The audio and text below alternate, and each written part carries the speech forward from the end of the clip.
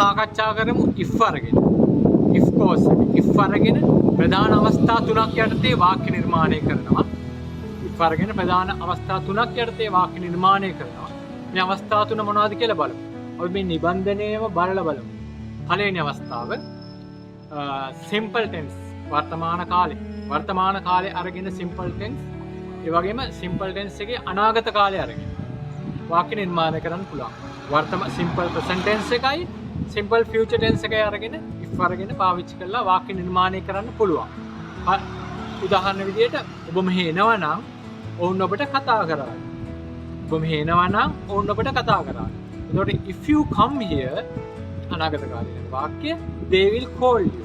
if you come here they will call you. ඒ පළවෙනි ක්‍රමය. දෙවෙනි ක්‍රමය තමයි අපි බලමු ටියුට් එකේ තියෙන විදිහට. දෙවෙනි ක්‍රමය තමයි අතීත කාලේ. simple past tense එක. සරල ක්‍රියාවේ අතීත කාලයත් එක්ක අනාගත කාලේ තියනවා. එතෙන්දී අතීත කාල වාක්‍යයක් එක්ක අනාගත කාල වාක්‍යයක් එනවා නම් මේ අනාගත කාල වාක්‍යයේදී will වෙනුවට would පාවිච්චි කරනවා. ඒක තමයි ඉංග්‍රීසියේ තියෙන නීතිය.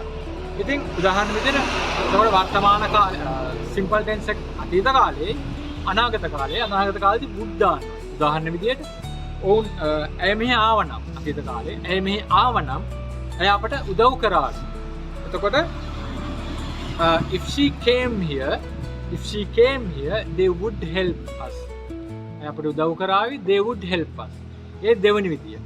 ඊට පස්සේ අවසාන ක්‍රමයේදී එන්න ඕනි මේ නිබන්ධනයේ තියෙන විදියටම අවසාන ක්‍රමයට එන්න ඕනි past perfect tense එකත් එක්ක would have අරගෙන past participle එකත් එක්ක.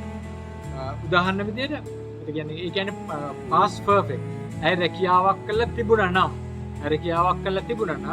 ඇය අපට උදව් කරාවි.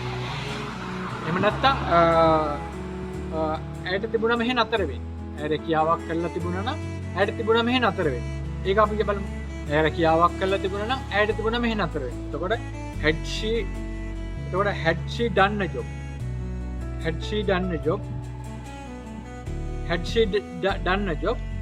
she would have stayed here.